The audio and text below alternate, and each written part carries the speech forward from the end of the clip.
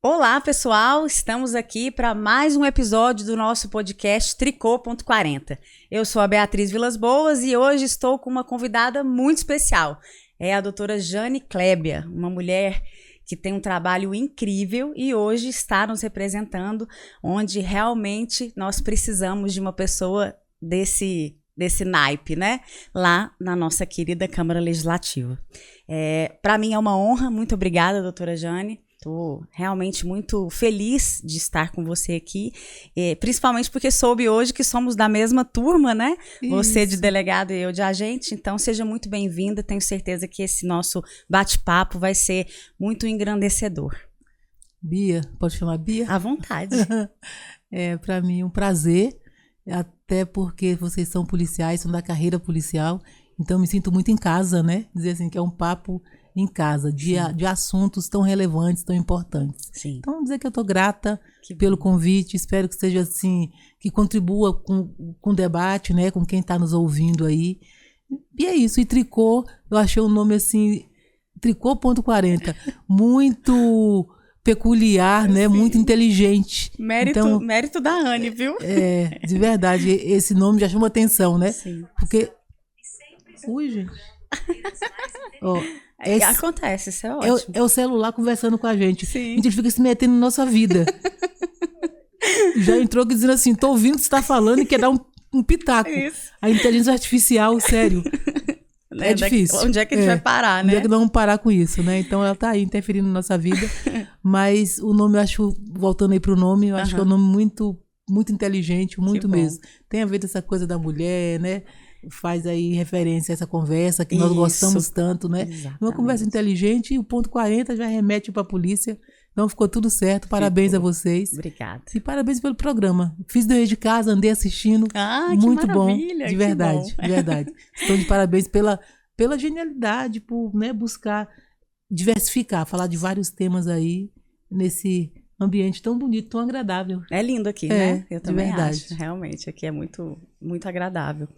Bom, doutora Jane, eu queria que você falasse um pouquinho sobre a sua trajetória, né? Eu sei que você passou pela saúde, pela educação e pela segurança pública. 3 áreas, para mim, que são indispensáveis, né, para a nossa sociedade. Fala um pouquinho para a gente como foi essa sua caminhada. Então, eu digo que tem gente que pergunta assim, como é que foi? Você sempre, como é que você chegou no parlamento e pergunta se eu sempre quis ser delegada de polícia, né? Eu digo que não, eu digo que foi, na verdade, a possibilidade de me apegar às oportunidades que surgiam.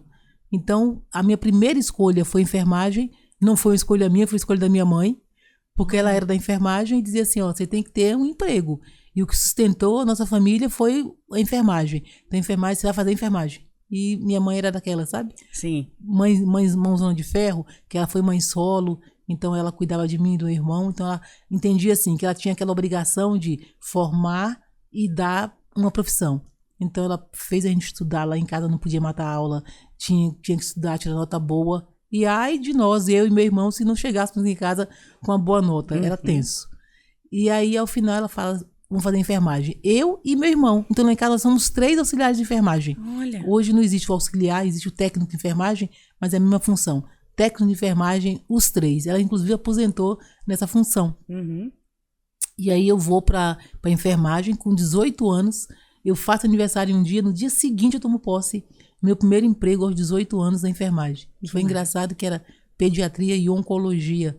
2 áreas assim bem distintas, muito sensíveis e sempre carregadas de muito sentimento, muita emoção. O ambiente hospitalar tem isso, né? Verdade. E há 42 anos se morria muito de câncer. Então, as pessoas, quando tinham esse diagnóstico, era quase com a sentença de morte, né? Então, elas iam para o hospital já assim, imaginando assim, não, eu vou morrer. E ali todos os sentimentos afloravam, aquela coisa do abraço que não deu, do amor que não viveu, da vida que não teve. É muito impressionante. E eu era muito nova. Então eu recebi essa carga emocional e um aprendizado já para a vida, né? Você tem que dizer o que sente naquela hora, sempre. Isso. Né? Dizer, pensar e viver com muita intensidade. Porque o final da vida não pode ser melancólico daquela forma que eu vi as pessoas terminarem. Sim. Então, a saúde, a profissão ali naquele início de vida já me ensinou muito. Valorizar o ser em vez do ter, né? Uhum. O amor, o abraço, o afeto. Então eu trouxe isso para minha vida. Foi a grande primeira lição da minha vida. Sim. E na enfermagem passei ali quase 10 anos. Aí eu me bacharelei em geografia e fui dar aula. Aí fui professora, morava em Sobradinho, dava aula em Taguatinga, Samambaia e tal. Então passei por uns perrengues gigantescos aí para me movimentar de Sobradinho pro outro lado da cidade. Sim. Mas ali, dando aula com fé que ia melhorar. E um dia saí de Taguatinga, fui parar em Sobradinho, onde eu morava, que já minha vida melhorou um bocado. Aí fui professora durante 11 anos. Nesse tempo fui diretora do Sindicato dos Professores. Sempre na liderança. 2 gestões. É impressionante, né? Como isso caminhou comigo. Isso. Esse tipo de coisa. E aprendizado. Porque educação é um aprendizado infinito, né? Aquela troca que você tem com o aluno, que você mais aprende do que ensina. Uhum. Então, vivi muitos momentos, muitos bons momentos. É tão curioso que hoje eu tenho uma assessora no meu gabinete que foi minha aluna.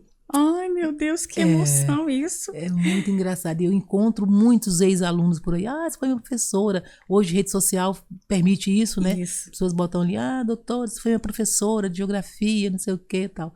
Então, vivi muito boas experiências na educação. Aí eu saio do Simpro direto para a Polícia Civil num concurso de agente de polícia em 99. E aí aconteceu uma coisa muito curiosa. Aí eu passo no concurso, aí eu voltei para faculdade. Eu falei, agora que eu sou agente de polícia, eu quero ser delegada. Aí voltei para faculdade, já aos 35 anos, me bacharelei em Direito. Já tinha 35 naquela época. Aí terminei bacharelado na UDF e venho para a polícia. Aí quando eu chego na polícia, era aquela época que tinha aquela divisão, Roriz, PT, era muito confuso, vermelho e azul e tal. E era muito engraçado, porque eu só era professora.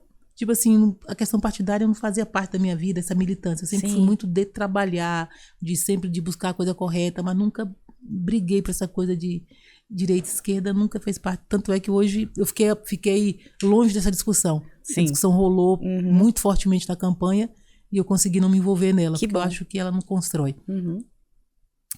E aí quando eu chego na polícia, o povo fala, tá chegando a professora. Aí, hostilidade. Uhum. E lá no sindicato dos professores diziam assim, ela virou polícia. Então eu era pessoa não grata nos dois ambientes. Lugares. Eu não tinha ambiente. Foi uma coisa assim, que eu vivi, que era bem engraçado. Mas aí depois na polícia você acaba chegando. E hoje eu dou esse recado para quem faz concurso para polícia. Assim, a polícia, você tem que chegar igual uma porta.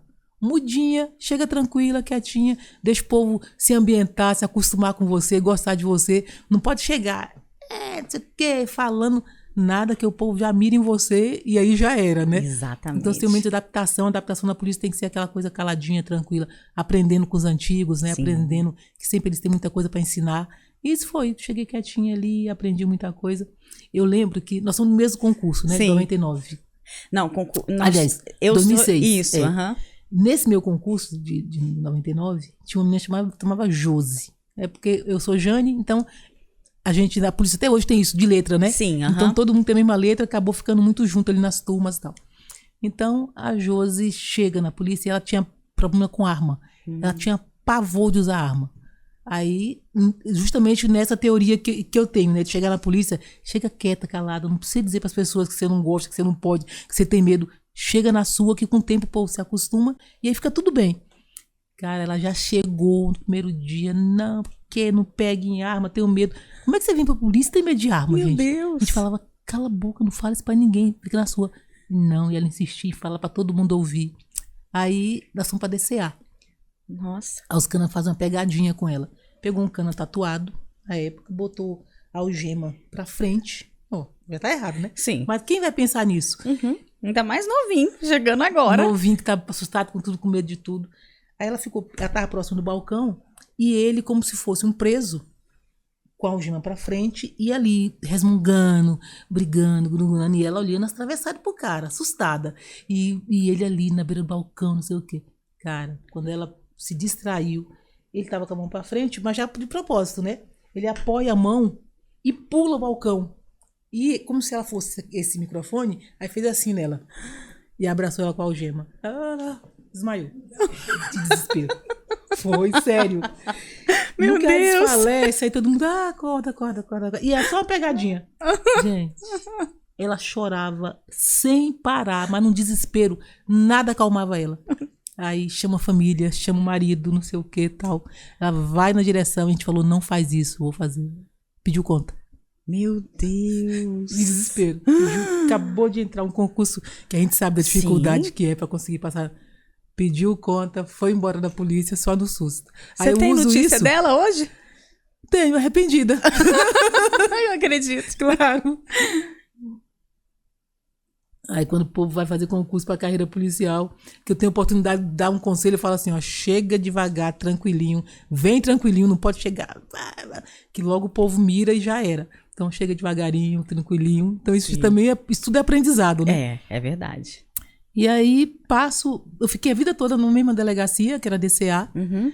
Tive ali uma experiência, uma vivência que eu achei bem interessante, né, de aprender ali a política da infância e juventude, ou pelo menos esse lado adolescente infrator. Sim. E isso depois vai fazer sentido na minha vida, porque lá na frente eu viro secretária de Estado da criança e adolescente e vou cuidar das unidades de internação. Olha só. E tinha passado 8 anos na DCA. Então eu tinha a visão desse lado de cá e passei para o outro lado, do lado de quem vai cuidar. Um pouquinho na frente. Aí eu, polícia, termino o bacharelado e faço concurso para delegado e tomo posse ali em 2006. Aí delegado, você acaba... Aí foi que eu saí da DCA e fui para Planaltina. Aí passei para Planaltina, depois eu volto em Planaltina chefe, aí fui chefe da delegacia de Paranoá, a chefia da delegacia da estrutural. Então as pessoas passaram a me conhecer, né, como doutora Jane, delegada tal, no Paranoá. Uhum. Isso já 2018, 2020 ali, 3 anos naquela delegacia, que me deram projeção por algumas investigações, como foi o caso do Marinésio, né? Que eu tive à frente ali daquela investigação, então as pessoas me tornei mais conhecida. E eu busquei, dentro desse nosso trabalho, um recorte. E aí o recorte era especialmente o trabalhar com mulheres vítimas de violência. Porque eu costumo dizer que eu amo a polícia, de verdade. Assim, a polícia, ser delegado, tanto é que eu tenho de serviço 42 anos. Eu passei ali, que a gente chama de abono de permanência, né? Quase 11 anos no permanência. Eu poderia estar aposentada há mais de 11 anos. Mas nunca quis, porque eu amava fazer o que eu fazia. Sim. E amo, na verdade, esse nosso trabalho. Aí parece que é até difícil de entender, né? Como é que você ama trabalhar com a violência? É a missão, né? Eu acho que é a missão. E a gente consegue encontrar alguns recortes ou se tornar útil nesse trabalho de polícia. Então, eu ficava buscando... Foi o que eu fiz quando estive na saúde, estive na educação e fui aperfeiçoando isso. É perguntar assim, ó, como é que eu posso contribuir aqui onde eu estou? Fazer para além do ordinário? Sim. Porque às vezes você tem assim, não, porque tem gente que é muito burocrático, né? Não, minha função é essa. Chega uma coisa que você pode resolver, a pessoa fala assim, não sou eu que tenho que fazer, esse aqui é de fulano. Então, transfere para o outro tal, e fala, não, estou fazendo só o meu. Mas aí a minha pergunta era o contrário, o que eu posso fazer para além disso? E aí, para além disso, eu acho que é abrir as portas, abrir a polícia para a comunidade. Com certeza. Então, isso ficou evidente, né?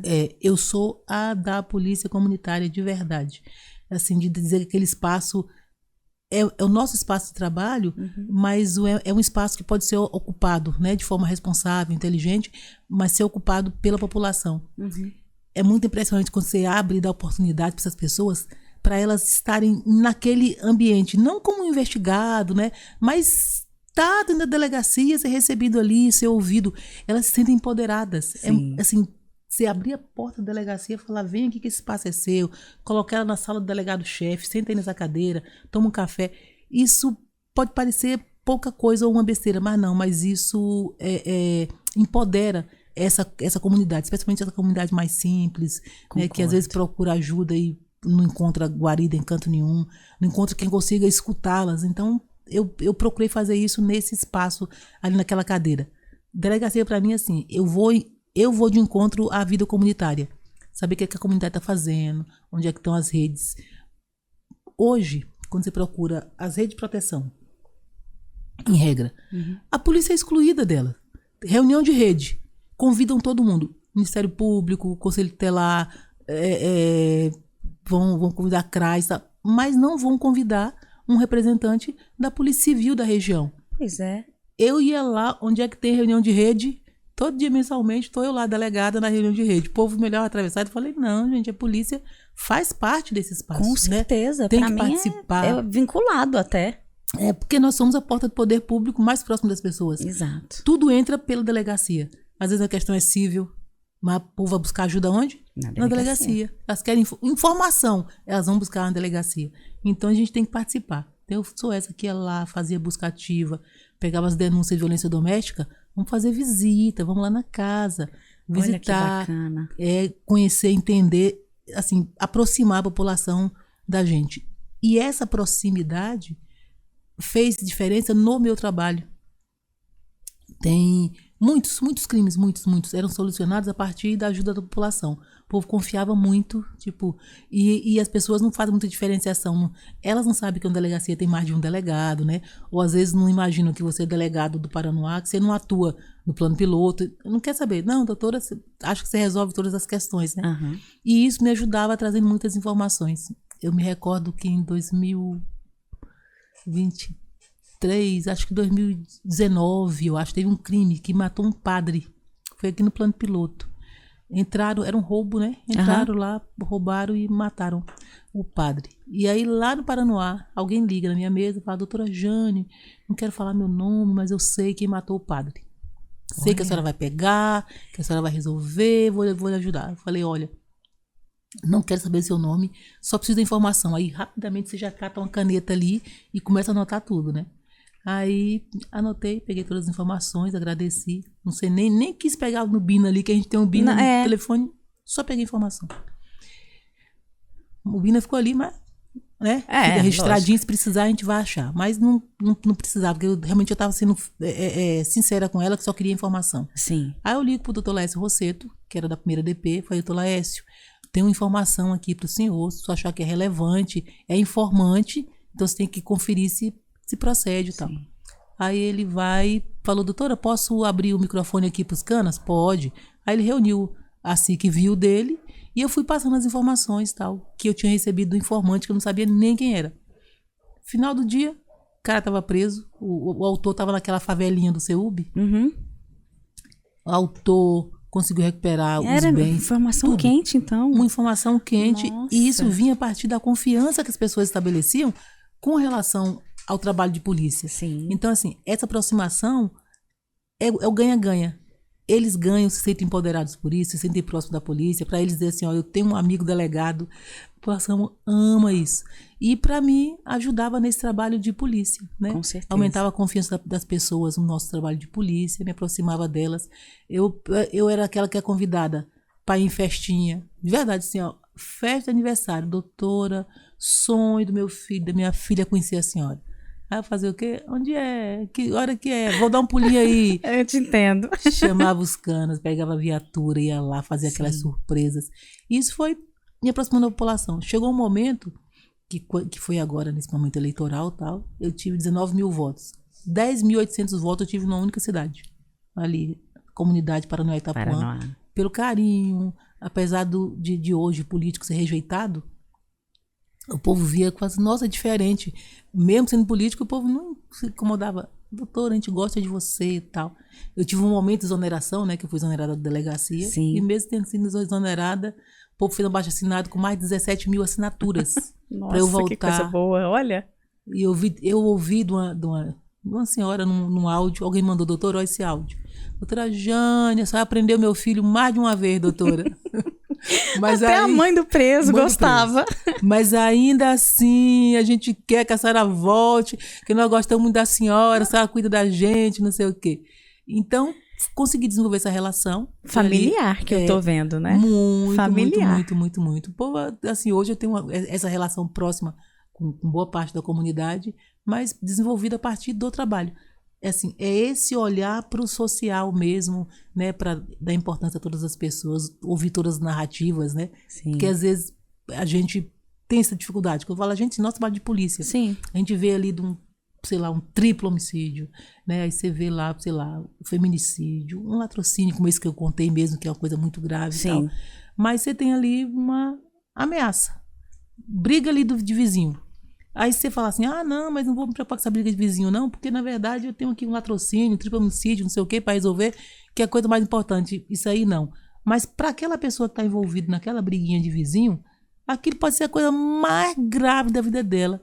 a única oportunidade que ela vai precisar da gente. E às vezes, assim, é um problema muito grande que ela não consegue resolver sozinha. Sim. Então, essa atuação aqui, ela se torna tão importante quanto aquela apuração daquele triplo homicídio, resolver aquelas questões.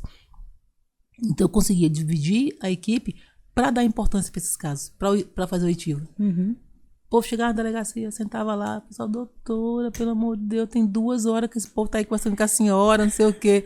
Falava, uai, o povo vem aqui pra ser ouvido, né? Eles querem ser ouvidos. Sim. Então, tô aqui e vou ouvir. Quando o povo tava investigando, eu tava escutando histórias.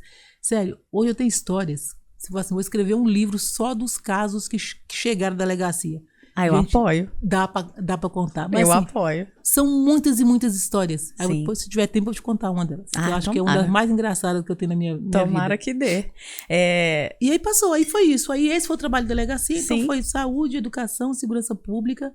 E aí são 42 anos nesse serviço público. E agora? Atendendo, servindo. Sim. E agora continua servindo, né? Com aí, certeza. No final dessa história toda, né? Em vez de, eu falei assim, ó, aposentar e ir para casa, acho que eu posso coroar essa carreira aí, levando essa experiência de saúde, de educação, de segurança pública, né? Sim. De administração, porque eu fui administradora de cidade, fui secretária de Estado, Criança, Adolescente e Juventude, procuradora jurídica da FAP, controladora na Codeplan. Então fui gestora aí por quase 16 anos, mas isso tudo depois do cargo de delegado, me levou para todos esses espaços. E aí eu disse assim, eu posso juntar toda essa experiência e levar isso para o parlamento, para amplificar essa ajuda, essa possibilidade de diálogo, né? Sim. E é o que eu estou fazendo hoje. Então, estou no parlamento, nesse desafio, que é um desafio muito novo, mas com responsabilidade de representar mulheres, representar os negros, representar os policiais. Uhum. É muita representação num ser humano só. É muita representação, é verdade. Muita né? responsabilidade. E já passou por todas essas áreas, né? Então sabe da importância, sabe valorizar. Estávamos conversando aqui, né? Antes de começar, sobre a questão da importância da educação, né, no combate à violência doméstica, né? Eu tenho uma curiosidade para saber. Eu não consigo chamar de senhora, né, para saber de você. É você mesmo. Que é se existiu algum gatilho, alguma situação em específico que fez com que você se voltasse para a causa das mulheres. O enxergar, eu acho que é a importância do trabalho da polícia. Então, são 2 momentos, são 2 coisas distintas. Uma é a necessidade que a gente vê de representação, das mulheres ocuparem os espaços, né, de ter alguém que nos defenda, porque se não formos nós, aí eu digo nós mulheres, para empoderarmos as outras mulheres, a gente não vai encontrar isso nos homens. Não. Eu costumo dizer que o homem tem um clube do bolinha que é implícito, sabe? Sem pacto escrito, sem eles participarem de uma reunião, eles se protegem. Aí eles vão... Você pode ver em casa, você conta uma história, sei lá, de infidelidade. O seu companheiro, se você tiver um filho homem, eles sempre vão dar um jeito de dar uma desculpada no outro, né? É verdade. Tipo assim, não é bem assim não, né? É mais ou menos, é um pouco de exagero e tal. Esse pacto implícito que existe entre os homens. Mas nós mulheres somos muito competitivas, especialmente entre nós, né? Mas eu acho a necessidade de nós mulheres empoderarmos mulheres, da gente buscar esse espaço real para que realmente a violência pare de existir. E é só acompanhar os casos de covardia que a gente vê acontecer com essas mulheres. Por exemplo, em 2018, eu tive 5 feminicídios lá na Estrutural, ou no Paranoá, e eu consigo contar do nome da vítima, do nome do autor, das histórias, que assim, acontecia o fato, eu ia para dentro da casa das pessoas, para entender o que aconteceu, por que foi. Então você vê assim, o tanto que as mulheres nos relacionamentos, né, em muitas situações, elas são frágeis. Frágeis mesmo de precisar de alguém que apoie, que ajude, que sustente, que te pegue na mão. Sim, e abra os olhos, né? Porque muitas não conseguem abrir sozinhas, né? Quando você fala de violência doméstica familiar, a mulher, nessa situação, elas são muito frágeis, muito, muito frágeis. E às vezes a fragilidade não remanesce, não é só na questão financeira. Tem gente que pensa assim, não, é só porque ela não tem dinheiro, porque ela é pobre, não. Não é não, tem a ver com sentimento. Às vezes a mulher como a gente viu ano passado, uma juíza, Uhum. né? E foi morta pelo companheiro. Você fala, juíza, pode ter carro blindado, ela mesmo que faz a lei, que tá ali, que mete a caneta em todo mundo, não sei o quê, e foi vítima de violência. Sim. Então, essa possibilidade de achar uma luta que seja justa, acho que as pessoas precisam disso, né? Uhum. Ter algo por que lutar, acho que Sim. isso é muito importante. Então, assim, é a continuação daquilo que eu vim dizendo. Eu tenho uma força, que a cadeira de delegado tem força, a caneta Sim. da polícia, em regra, de qualquer trabalho dentro da polícia, tem muita força. Então, usar essa força para ajudar as mulheres que Sim. realmente precisam desse apoio, precisam dessa fortaleza, de alguém que diga, ó, tô contigo. E fui enxergando que isso era importante, era possível. Então, cada vez que eu fazia, eu via que era importante, que podia fazer mais. Então, colocar sempre essa possibilidade de colocar essa cadeira aí em defesa dessa luta que muitas mulheres já fazem, né? Sim. Acho que nós fazemos de uma forma um pouco desarticulada. E hoje, no parlamento, eu consigo enxergar isso.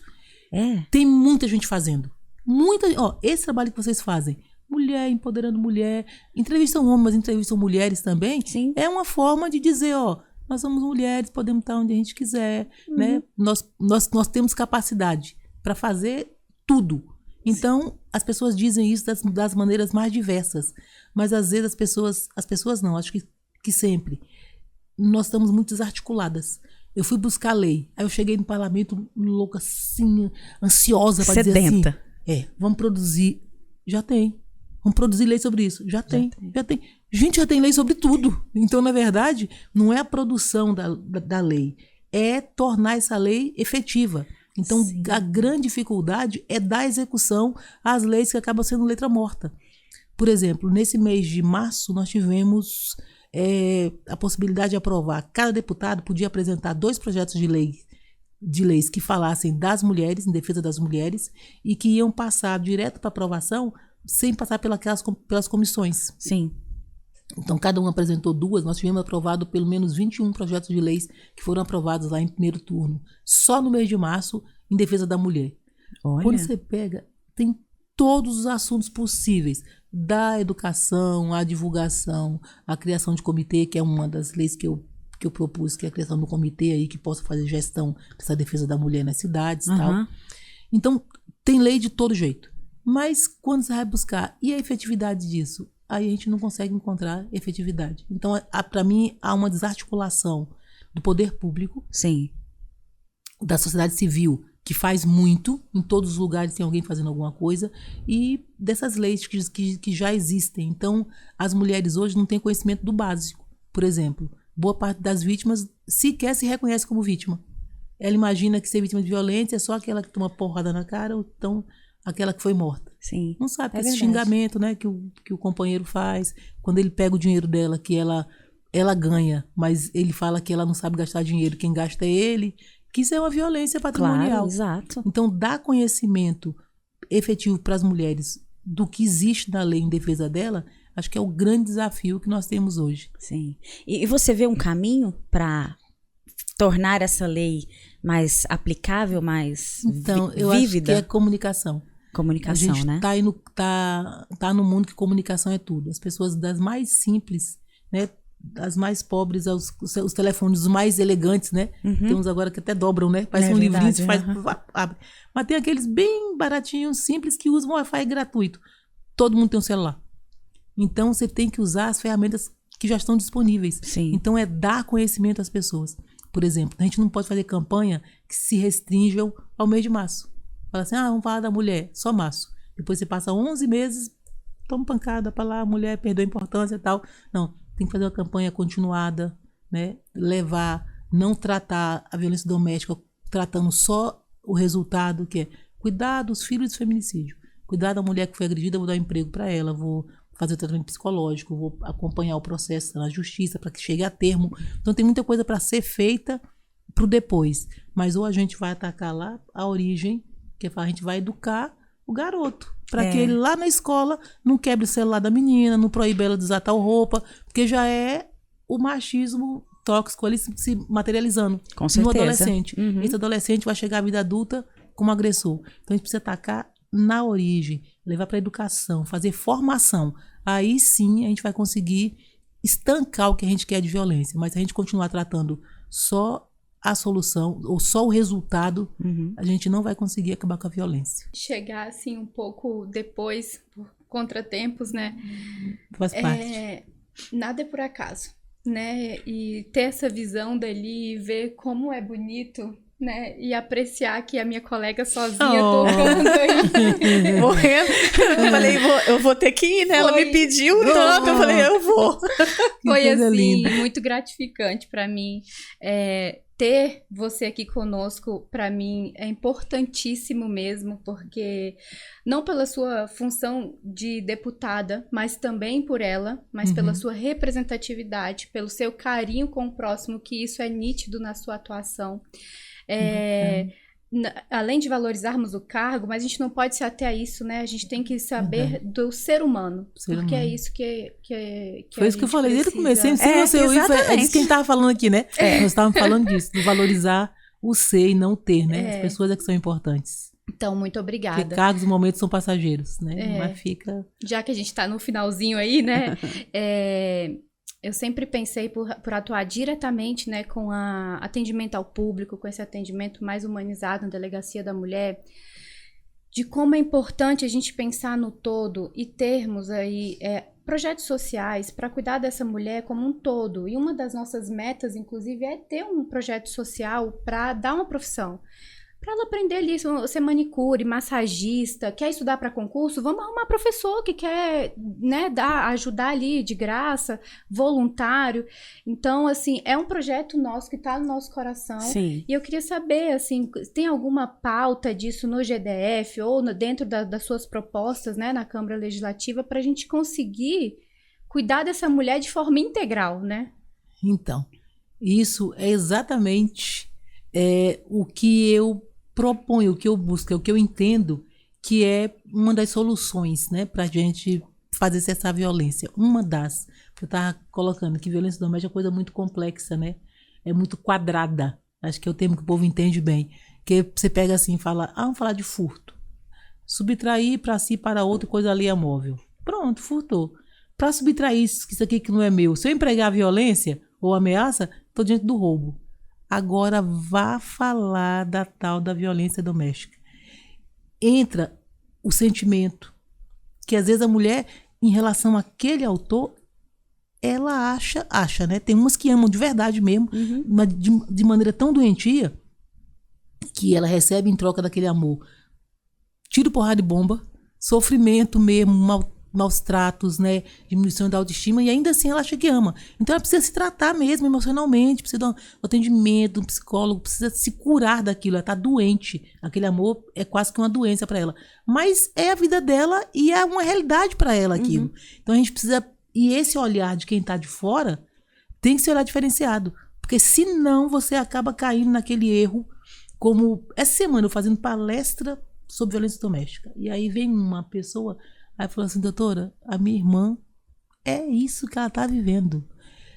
Doutora, não tem vergonha não. Nós fizemos tudo que a gente pode fazer. Sabe o que não fazer, doutora? A gente vai abandonar, largamos. A família já largou de mão, porque ninguém dá conta. Porque ela não quer denunciá-lo, ela não quer isso, não quer aquilo, não aceita isso. Isso é violência doméstica. Quadradíssimo. Não tem um encaixe, sabe? Você precisa de...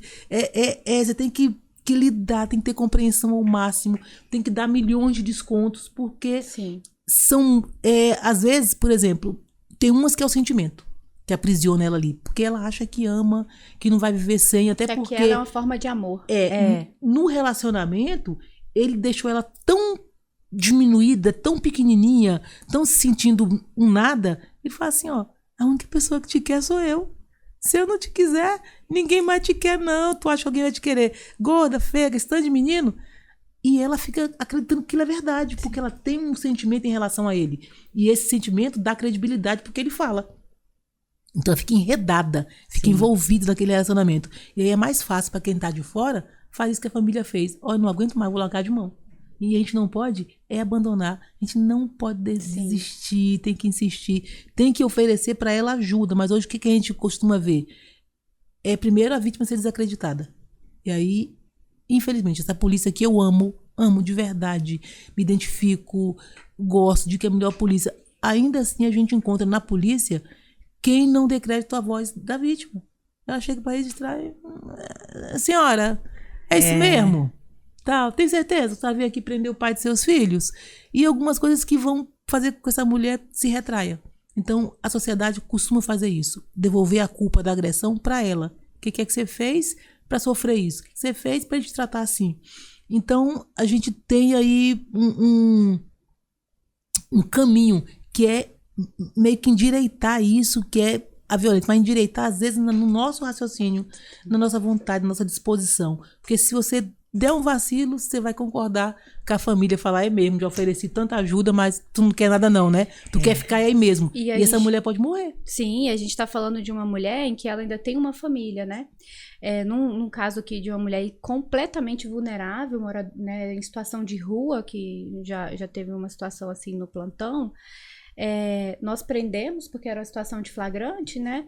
E ela falou uma coisa que não sai da minha cabeça. Tá, vocês prenderam, agora eu vou voltar pra rua sozinha. E ela tá errada? Não. Ela de fato vai voltar pra rua, viver num ambiente obscuro ali, toda a dificuldade que é sozinha. Esse aí, a solução passa por quem? Pelo Estado.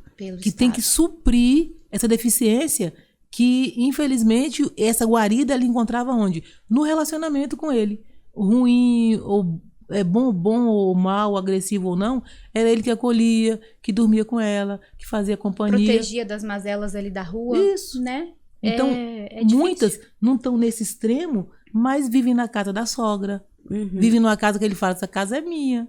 O dia que tu sair daqui e passar por aquela porta, tu não volta não, viu? E tu não vai ter quem te ajude. E de verdade não tem. Então, nós temos aí um Estado que ainda é deficiente em oferecer essa ajuda para que ela se fortaleça. Tem umas, por exemplo, e aí falando um pouquinho do projeto, né? A gente queria conseguir aprovar aí o primeiro turno, aguardando agora a aprovação em segundo turno, de um comitê. Que a ideia seria um grupo formado a partir das RAs, no início um conjunto de RAs e paulatinamente que ele vá se ampliando para ter um em cada cidade, mas que oferecesse essa ajuda completa. Quando a mulher vai fazer a ocorrência, ela pudesse ter apoio, ela precisa de apoio. Quer dizer, ela não consegue sair de casa, se ela sair, ela tem que buscar os pertences depois do registro da ocorrência e tal. Então fazer o que a lei já determina, que a polícia faça, né? Então seria um grupo que estaria ali dando esse apoio. Fazer acompanhamento, para pegar na mãozinha dela, depois que sair, ter um advogado que acompanhe, porque às vezes ela não sabe o que aconteceu com o processo. Ela fez a ocorrência e nunca mais tem notícia daquilo, porque ela não sabe o que fazer, não sabe se vai no fórum, não sabe onde é que vale violência doméstica, ela não consegue nem acompanhar. Às vezes a medida protetiva já foi revogada e ela nem sabe. Um ano depois ela acha que está com a mesma medida protetiva que com 3 meses foi revogada. Então esse tipo de acompanhamento é que vai permitir que esse processo chegue a termo, né? Que vá até o final, então ela precisa dessa sustentação. E se ela tem ali um advogado, ela pode dizer, nossa, eu tenho um advogado que está me acompanhando, vou fazer um atendimento psicológico que vai me ajudar. Isso, né? Então falta muita coisa. Então acho que a ideia hoje é que a gente consiga organizar essa rede de proteção para que a mulher realmente, além de conhecer a rede que já existe e ela não tem conhecimento, e que ela possa usufruir disso. E essa ajuda é a econômica que você falou, da mulher que está em situação de rua. De verdade, para ela sair dessa, para ela não voltar para o agressor, que a hora que largarem ele lá, ela está esperando por ele. Sim. De verdade, vão se juntar de novo. Porque ela vai falar, nossa, ela vai viver uma vida tão mais miserável agora sem ele, que ela vai falar assim, nossa, acho que era melhor ficar lá. Então alguém tem que dar, o Estado tem que ir lá dar aluguel social. Já tem uma lei que prevê isso. Mas ninguém tem conhecimento. Tem que dar um aluguel social para ela, para que ela fique ali protegida esse tempo. Esse curso que vocês falam em dar para ensinar ela a ter uma profissão, ser manicure, vai ser para fazer design de sobrancelha.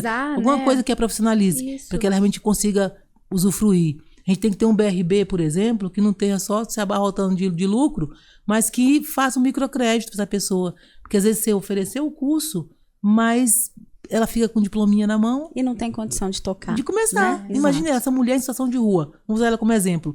Tem que ter um microcrédito ali para ela começar com prazo de carência, sei lá, 6 meses até que ela se estabeleça no mercado. Então tem muita coisa para que essa mulher realmente chegue ao final. Ó, me livrei da violência porque eu tive ajuda do Estado ou dessas pessoas que estão por aí fazendo, que, como eu falei, é muita gente, mas que faz, ela não tem conhecimento. Ela mora na rua, pode ser que na rua onde ela fica ali, onde ela durma, tem ali uma casa da mulher brasileira, tem ali um grupo de pessoas que dá um curso de formação, mas ela nem Ela não sabe, disso. né? Não chega até ela. Então, Esse comitê vai ser, assim, acho de extrema importância nas Com regiões certeza. administrativas, porque além de entregar um trabalho de qualidade, de acesso, de direitos, você vai até a vítima.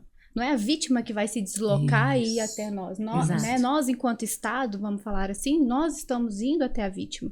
E um ponto importante para refletir é se nesses comitês poderíamos ter até a saúde mental ali, né? Um psicólogo, um psiquiatra, porque o balcão de delegacia, a gente vê a urgência que é de cuidar da saúde mental. hoje, o trabalho que...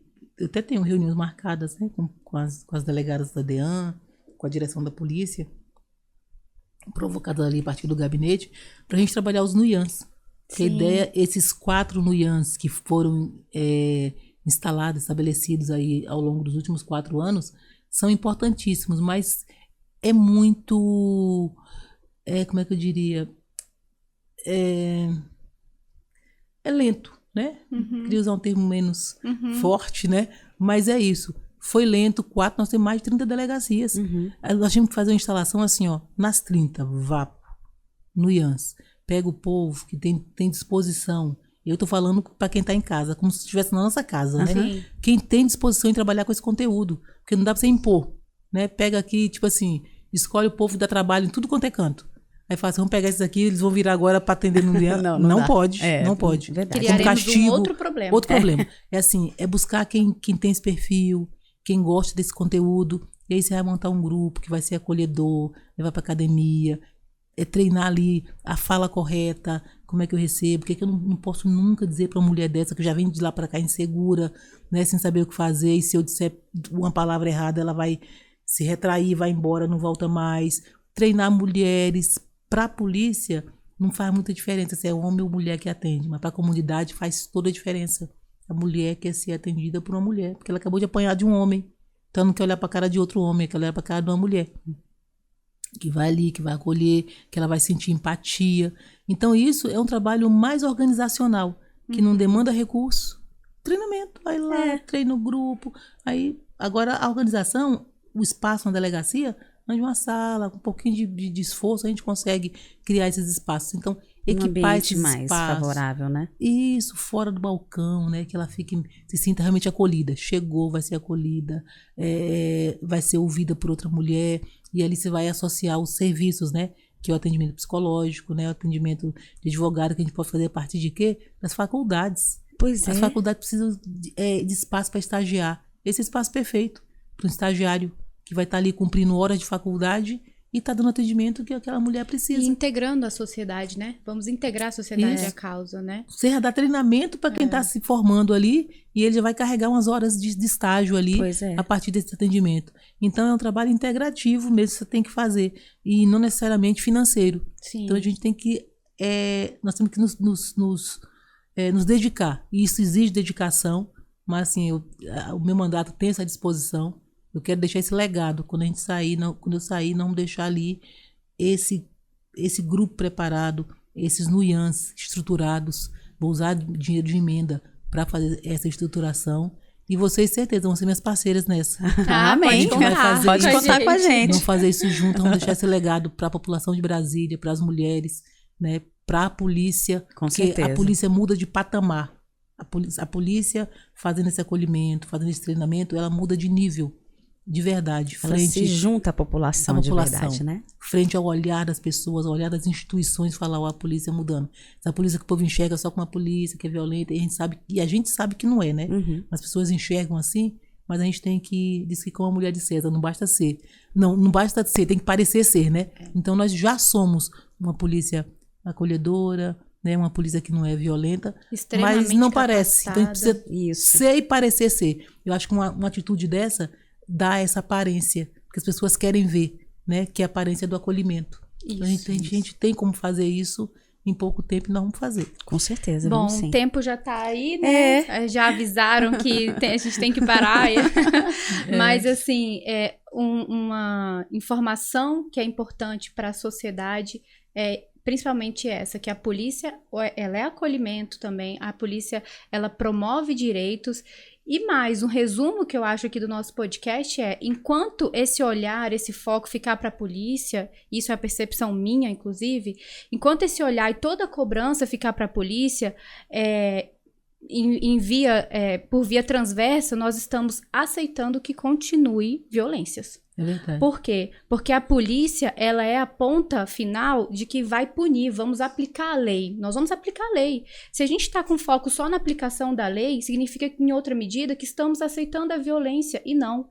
Quando tem esse olhar cuidadoso, igual a senhora está propondo, de um olhar global para a vítima, significa que nós vamos cuidar disso pela raiz. E se a polícia precisar intervir, ela vai intervir. Mas nós queremos primeiro cuidar dessa base aqui, de promover direitos, acolher essa mulher.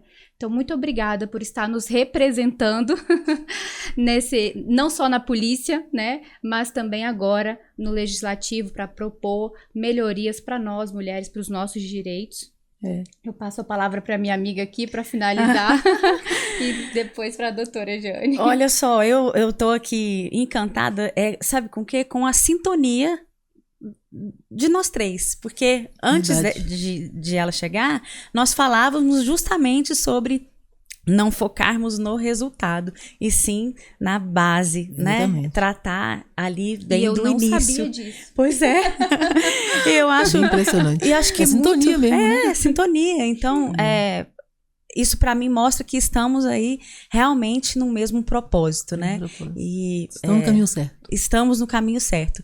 E o fato de a minha parceira aqui ter se emocionado no começo ali, realmente é algo muito maior do que, às vezes, eu consigo mesmo imaginar. Então, eu quero te agradecer muito por ter tirado um tempo, né, da sua agenda aqui conosco, para engrandecer esse projeto, para mostrar para as mulheres e para a sociedade em geral que existe uma pessoa de bem, uma pessoa humana, uma pessoa que está ali olhando para o ser humano completo, né? Não só como simplesmente alguém ali da lei, mas esse olhar que você tem e que está estampado na população do Paranoá, por exemplo, né? É muito importante, é muito admirável, e tenha certeza, a minha admiração é gigante pela senhora, por você. Não, você. Eu fico muito feliz, de verdade. Foi um papo tão rápido, foi tão rápido, foi tão bom, né? Foi. Que passou rapidinho. Falei, uai, já passou o tempo todo já. E poder mostrar um pouquinho do que a gente faz ali no parlamento, porque tem muita gente que acha que a gente não faz nada, né? É parlamentar, tudo preguiçoso, ninguém faz nada. Mas a gente faz, tem muita gente trabalhando. Eu, por exemplo, a gente sai de casa cedinho, mas cedinho mesmo, de manhã, agenda. Aí você almoça fazendo agenda, aí sai à tarde, tem mais um monte de gente no gabinete que está ali te esperando. As pessoas, elas miram lá no parlamento e falam assim, ó, quem eu acho que pode me ajudar, quem eu acredito que é sério é fulano. Aí esses gabinetes são filas mesmo. Aí você passa o tempo todo atendendo. Aí sai dali e fomos pro plenário, né, que a gente fala. Uhum. Aí tem lá as votações, tal, os debates, as discussões e tal. Nós saímos de lá, participando da votação, que era muito importante. Saímos, chegamos aqui atrasado. Mas porque a gente estava votando. Tinha que votar naquele projeto lá, que era importante, falando do IGES. Era aprovação do diretor do IGES. Uhum. IGES nem diretor, é presidente, o presidente do IGES. Então a saúde é difícil, né? É um tema que todo mundo debate, todo mundo tem muito interesse. Então aprovar ali, e a aprovação da presidência passa pela Câmara Legislativa. Alguém criou uma lei que obriga a indicação do governador a ser aprovado pela Câmara. Então passou por lá, era um debate importante e nós ficamos. Mas sai daqui, vai ter audiência pública. Aí você já retorna participar da audiência pública. Então, são muito mais que 12 horas. Você passa todos os dias. E são todos os dias. Então, a agenda, elas se sucedem. Aí chega final de semana, você fala assim, agora eu vou descansar, né? As pessoas que trabalham, tem projetos igual de vocês, né? Uhum. Vocês estão fazendo hoje aqui à noite e tal. Mas tem gente que tem projetos e trabalha a semana inteira. Então, ele escolhe para botar os projetos em execução e tal, o final de semana, sábado e domingo. Aí ele chega e fala assim, doutora, a gente quer te convidar, o projeto é muito importante. Todo mundo tá esperando a senhora. É missão. Quando mesmo? Sábado. Aí você fala assim, nossa, eu tava esperando sábado pra dar aquela relaxada, aquela descansada. Não tem. Aí você vai emendando uma semana na outra. Quando você vê, você tem 3 semanas, eu falo, cara, não tive um dia só de descanso. Aí a gente fica brincando, né? A gente vem pra cá e vai conversando, falando assim, cara, é de uma intensidade esse negócio de mandato. Tem 3 meses, a gente parece que já tem 4 anos, assim, fácil. Eu falei, olha, eu acredito. Meu Deus, que coisa intensa. Então, realmente é muito intenso, mas é meio que vocação, é uma escolha, né? É. Quando você escolhe fazer direito. Você pode passar por ali, tipo, passar, mas se realmente quiser manter um nome, deixar um legado, aproveitar a oportunidade para fazer alguma coisa para o coletivo, então você vai se dedicar, vai bater de frente com um monte de parede, mas também vai encontrar pessoas do bem como vocês, né, que estão fazendo, que querem fazer, e que a gente fala assim, ó, vamos dar a mão aí, a gente vai juntar, vai fazer muita coisa boa. Então, Vamos juntas. nesse sentido, estão à disposição Que bom. de vocês, desculpem, para efetivamente a gente fazer alguma coisa, que não seja isso aqui só esse.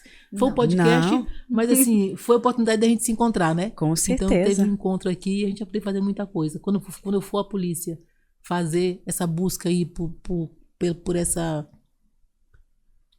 não é nem criação, que já existe, mas mais por essa ampliação dos NUIANs, né? E ali, treinamento e tal.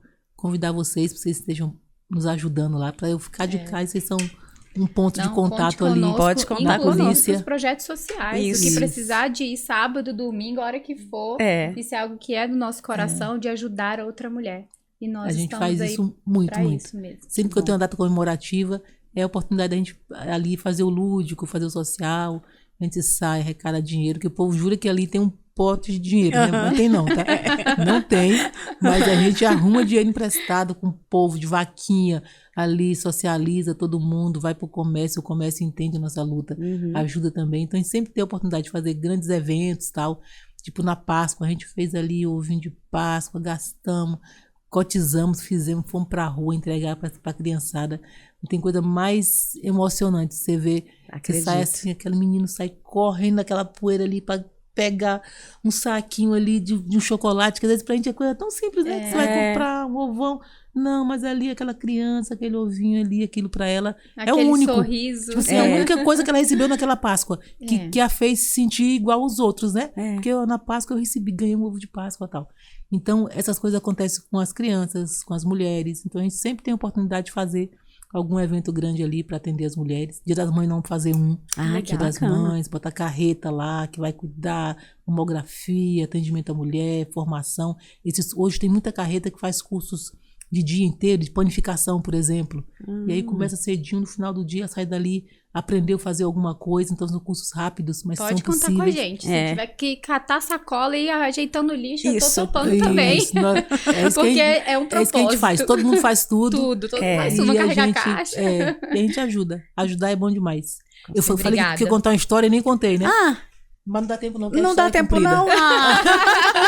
Então fica pro meu próximo vez. Já quase teve um treco. Não, história agora não. Todo mundo curioso pela história. Mas a história é boa de contar. Eu falei, eu faço um programa chamado Casa e Cozinha, né? Que eu faço na segunda-feira. O povo não tem nada pra fazer, ainda arruma mais uma à noite. Mas é assim, é um momento lúdico também. Tipo, eu faço um prato, porque cozinhar pra mim é uma diversão. Aí eu faço uma comida lá e ao mesmo tempo conto um caso de polícia. Então eu conto a história de polícia e faço um prato. Então é bem divertido e tal. Então eu conto muitas histórias. Essa é a história que eu não posso contar no Casa de Cozinha. Porque assim, tem história que você pode contar, mas tem umas que não dá. Não dá pra contar. Agora eu fiquei curiosa. Aí... Pois é. Não, será que a assessora libera ou a gente vai marcar um outro podcast? Um próximo, ela já falou. Então no próximo, é bom que tem um próximo, né? Umas histórias, e eu falo, o que eu tava falando pra ela, você não tinha chegado ainda. Que delegacia tem histórias muito boas, né? Aí, vou contar. Vai ser rápido. Então conta. Vou contar bem rapidinho. E aí você ouve muitas histórias. Então eu gosto muito de fazer assim, gabinete aberto para ouvir as pessoas. Aí o povo chegava lá tal, para me contar histórias, às vezes você fala, gente do céu, o que foi, doutora? Depois de 2 horas de conversa. Eu falei, nada, você veio me contar uma história. E essa é uma dessas, que a pessoa vem te contar e no final não tem absolutamente nada de polícia. Mas é o tanto que as pessoas querem ser ouvidas. E mesmo na delegacia você tem a possibilidade de ouvir. Você deve ter vivido isso assim dezenas de vezes, né? Sim. Você fala, gente do céu, o que era? Nada. Mas ele queria ouvir, queria ser ouvido por você. Então, e esse eu não posso contar no podcast, porque a pessoa acompanha nosso caso de cozinha. Então, na hora que eu falasse, ele sabia que eu estava falando dele. Então, aqui eu posso falar, não sei se ele está ouvindo, mas é uma história divertida. Não vou dar nome pro Santos, não, só vou contar a história. E assim, e não é pejorativo, mas é que é curioso. Era um cidadão, um fulano, e ele era vigilante, né? Então ele fazia um esforço muito grande para cuidar dos filhos, tal, cuidar da esposa. E um dia ele chega na delegacia, doutora, quer falar com você. O que foi? Tem gente não, já só rindo serve aí. com a doutora Jane, não sei o quê. Aí eu recebo ele para conversar. Aí ele começou a me contar uma história de infidelidade da esposa, né? Que ele trabalhava muito mesmo, tipo assim, noite sim, noite não, vigilante, né? Ele tinha 2 empregos de vigilante, então ele trabalhava todos os dias. Todos os dias. E durante o dia ele ainda fazia um esforço para realmente conseguir algum dinheiro, juntar algum dinheiro e tal. Então, era uma pessoa muito esforçada. E aí ele quer se casar, aí ele vai no interior e traz uma moça da cidade do interior, da cidade da família dele, assim, ó, trouxe uma mocinha para casar. E aí ele se casa.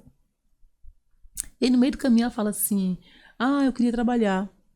E aí ele fala, então vou arrumar um emprego para você. Aí ele era muito esforçado, foi lá com um político, arrumou um emprego para ela. Não posso nem dizer a cidade nem o hospital, gente. Mas era no hospital. Arrumou um emprego lá de limpeza e tal. No meio desse caminho aí, ela se envolve com o chefe, com o encarregado dela. E ele construiu 2 prédios inteiros. Construiu um prédio, outro prédio. E ele monitorou o prédio por câmeras. Então o prédio é todo monitoreado. E na casa dele, estava botando umas câmeras mesmo. Ele botou umazinha num lugar onde ela não sabia. E umas ela conseguia enxergar. E ele botou uma pegadinha, botou uma câmera na sala. Aí, quando ele ia trabalhar, ele trabalhava muito, ela vai e traz o chefe, o encarregado, para casa deles, né? E aí ele tá lá no celular, esses aplicativos que você fica acompanhando tudo pelo celular. E ele me contando essa história e eu ouvindo igual novela. Tipo a gente aqui agora. O que vai acontecer no próximo Nessa história capítulo? hipotética, como uma novela. Isso, e eu escutando muito atento a ele. Pois é. Aí eu falei, e aí? Pois é, doutora. Aí eu vi os 2 lá no meu sofá, né? Se relacionando lá sexualmente. E eu assistindo aquilo. Eu falei, o que você fez? Aí ele falou, doutora, em nome da família eu perdoei. Perdoei. Aí eu falei, ai, que legal, bacana mesmo, né? Porque é muito altruísmo, né? Ver uma situação dessa e perdoar. Mas, doutora, ela não queria meu perdão, ela queria meu prédio. Aí ela falou assim, não quero que você me perdoe, a gente vai separar. Esse aqui, um prédio seu, que eu tenho direito metade que é seu. Esse prédio vai ser meu, aquele outro prédio ali fica com você. E ela vem morar no prédio, se separa, ficou com a metade do que ele tinha. Isso é ele me contando. Eu não falei nada, eu só tô ouvindo. Eu só sou ouvidos. E ficou com a outra metade ali com o prédio dele e ele com o outro. Aí, ela foi morar com o rapaz, com o encarregado, doutora, no prédio que eu construí, doutora, para sustentar ela. E a doutora continua amando ela. Se ela me perdoasse, se ela quisesse, se ela voltasse, eu ia ficar com ela. Bacana. Passa um tempo. Beleza. Aí essa história ficou essa história, que assim, meu coração, fiquei muito doída. Isso foram, assim, tipo, 2h30 me contando com todos os detalhes da história. Aí o povo perguntou assim, doutora, os canas, né? Terminou, ele foi embora. Eu com o coração partido mesmo. Coitado, né? Sofrendo, né? Sofri com ele. Um homem apaixonado. Aí o povo falou assim, e aí, doutora? Eu falei, é mais uma história pra eu contar no meu livro. O que ele queria? Nada. Ele não queria registro de ocorrência, até porque traição, infelizmente, não é crime, né? Mas devia ser, né? Mas não é. Então não era crime, ele só queria abrir o coração. Isso é porque eu estava no momento, essa história fez sentido no momento que a gente estava contando. Sim. Que eu abria as portas, que eu recebia todo mundo, que eu ouvia as pessoas. Então eu via histórias iguais a essa. Vem 2 horas, ficava doutora, perdeu 2 horas. E o que era a história? Nada, ele só queria abrir o coração. Aí eu vi essa história me marcou de verdade, assim. Sim. Sentimento, altruísmo, Sim. O tanto que as pessoas precisam ser ouvidas, você tem que estar disponíveis para ela. Aí passou, fizemos amizade, trocamos telefone. Ele era meu amigo de telefone, de celular. Mandava mensagem, bom dia, boa tarde, boa noite. Aí quando é um dia, ele manda mensagem. Ô, doutora, eu queria muito sua ajuda. O que foi? Pois é, os nossos filhinhos, ela agora está me proibindo de ver nossos filhos. Nossa. Não deixa eu ver meus filhos, eu amo meus filhos, não sei o quê. Aí eu tinha uma menina chamada Grace, que era minha chefe de SAM. Grace intima ela, pelo amor de Deus, e resolve que ele precisa ver os filhos. Uhum. Aí a Grace vai lá, intima, como vocês fazem, né? Uhum. Resolveu lá. Doutora, tá resolvido. Aí ele mandou uma foto dele com os menininhos no carro. Aí, assim, sorrindo, os menininhos lá atrás. E, doutora, resolveu, eu tô aqui com os meus filhos. Eu falei, olha que coisa linda. Resultado, o amor é lindo. Sim, o amor é lindo. E também a importância de valorizar os homens mesmo. Nem todo homem é agressivo, é arrogante ou passa aí pela Lei Maria da Penha. Então fica uma lição aí de um homem que valoriza a família aqui para terminar o nosso podcast. Isso, exatamente. Valorização da família é importante. E dizer assim, que a gente tá no serviço público, você fala assim, como é que a história dessa foi parar na mesa de um delegado? Se você abrir o coração para as pessoas e se permitir, você vira também esse conselheiro. A gente consegue fazer isso no trabalho. De ser o conselheiro, de alguém que dá o ombro pro outro vir chorar e tal.